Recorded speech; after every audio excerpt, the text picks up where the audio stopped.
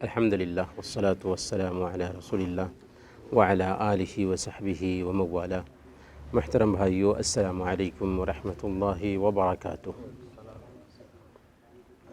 اللہ کے راستے میں خرچ کرنے کی بڑی اہمیت ہے۔ اللہ تعالیٰ فرماتا ہے جو لوگ اللہ کے راستے میں خرچ کرتے ہیں ان کے خرچ کرنے کی مثال ایک دانہ کی سی، انبتت 7 سنابل، جو دانہ 7 بالیاں نکالا، ہر بالی میں 100 دانے ہوں۔ ایک دانہ جس سے 7 بالیاں نکلیں اور ہر بالی میں 100 دانے ہوں، کتنے ہو گئے؟ 700 دانے۔ گویا کہ اگر ہم اللہ کے راستے میں کچھ بھی خرچ کرتے ہیں، اللہ کے راستے میں کچھ بھی دیتے ہیں، تو اس کا اجر اور ثواب یہ ہے کہ ایک خرچ کریں تو 700 خرچ کرنے کا اجر اور ثواب ملتا ہے۔ اور ہم جب اللہ کے راستے میں خرچ کرتے ہیں تو یہ گارنٹی کے ساتھ اللہ رب العالمین ہمیں دیتا ہی ہے، اور آخرت کا یہ سودا ہو جاتا ہے جو ہمارے لیے محفوظ ہو جاتا۔ اللہ نے فرمایا واللہ یضاعف لمن یشاء، اور اللہ تعالیٰ جس کے لیے چاہتا ہے زیادہ کرتا ہے۔ اور صحیح بخاری اور صحیح مسلم کی حدیث ہے، اللہ کے نبی صلی اللہ علیہ وسلم ارشاد فرماتے ہیں ہر دن جب بندہ صبح کرتا ہے تو 2 فرشتے اترتے ہیں، ان میں سے ایک کہتے ہیں اللہم اعط منفقا خلفا، اے اللہ خرچ کرنے والے کو مزید عطا فرما۔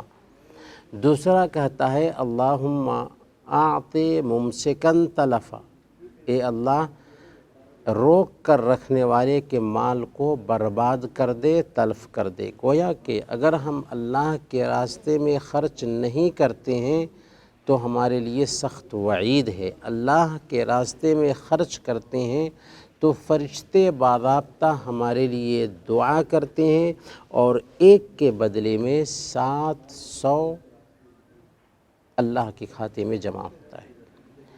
لیکن اس کے ساتھ ساتھ جب ہم خرچ کر رہے ہوتے ہیں تو حکم یہ ہے کہ خرچ کرنے میں پاکیزہ چیزیں اختیار کریں، خرچ کرنے میں اچھی چیزیں اختیار کریں، بلکہ اس کے ساتھ ساتھ ہمیں جو محبوب ہے، ہمیں جو چیزیں پیاری ہیں، ان چیزوں کو خرچ کرنے کے لیے اختیار کریں۔ اللہ فرماتا ہے لن تنالوا البر حتى تنفقوا مما تحبون، تم نیکی نہیں پا سکتے، اجر نہیں پا سکتے، بھلائی نہیں پا سکتے جب تک کہ تم وہ چیز خرچ نہ کرو جو تمہیں سب سے زیادہ پسندیدہ ہے۔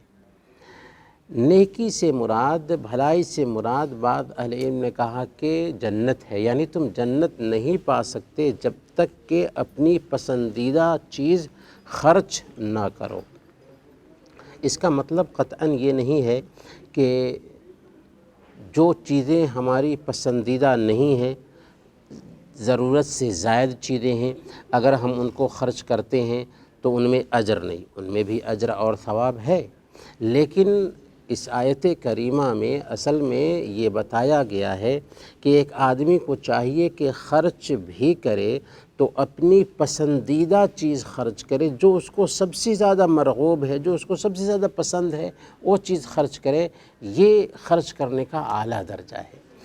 اسی لیے حضرت ابو طلحہ رضی اللہ تعالی عنہ جب یہ آیت کریمہ اترتی ہے تو اللہ کے نبی صلی اللہ علیہ وسلم کی خدمت میں آتے ہیں اور اللہ کے نبی صلی اللہ علیہ وسلم سے گزارش کرتے ہیں کہ اللہ کے نبی صلی اللہ علیہ وسلم، ہمارا مدینہ میں ایک باغیچہ ہے بیرحا، جو سب سے قیمتی باغیچہ ہے اور مجھے سب سے زیادہ پسند ہے۔ اللہ تعالیٰ نے کہا ہے کہ تم اس وقت تک نیکی نہیں پا سکتے جب تک کہ تم اپنی قیمتی چیز خرچ نہ کرو، تو ہم اپنا یہ باغیچہ اللہ کے راستے میں وقف کر رہے ہیں، آپ جہاں چاہیں اسے استعمال کریں۔ اللہ کے نبی صلی اللہ علیہ وسلم نے کہا کہ ابو طلحہ یہ تو بہت ہی قیمتی چیز ہے، بہت ہی پسندیدہ چیز ہے، میرا مشورہ یہ ہوگا کہ تم اسے اپنے رشتہ داروں پہ خرچ کر دو۔ چنانچہ حضرت ابو طلحہ رضی اللہ تعالیٰ عنہ نے اپنے رشتہ داروں اور چچا زادوں میں اسے بانٹ دیا۔ یہاں پر دو باتیں ہمیں سمجھ میں آ رہی ہیں۔ پہلی بات یہ ہے کہ اللہ کے فرمان کے سامنے صحابہ کرام کا کیسا رویہ ہوتا تھا کہ کوئی آیت اترتی تھی تو سب سے پہلے اس پر عمل کرنا چاہتے تھے۔ چنانچہ جب یہ آیت اترتی ہے کہ تم اس وقت تک نیکی نہیں پا سکتے جب تک کہ اپنی سب سے پسندیدہ چیز خرچ نہ کرو، تو حضرت ابو طلحہ رضی اللہ تعالیٰ عنہ کا جو سب سے پسندیدہ باغیچہ تھا، جس میں اللہ کے نبی صلی اللہ علیہ وسلم خود آ کر کے بیٹھتے تھے، پانی پیتے تھے، میٹھا پانی پیتے تھے، اس باغیچہ کو صدقہ کرنے کے لیے تیار ہو جاتے ہیں۔ اور صدقہ کرتے ہیں تو کسے کرتے ہیں؟ اپنے رشتہ داروں پہ۔ اللہ کے نبی صلی اللہ علیہ وسلم نے کہا کہ اپنے رشتہ داروں پہ خرچ کر دو، اپنے رشتہ داروں پہ اسے صدقہ کر دو، اسے تقسیم کر دو۔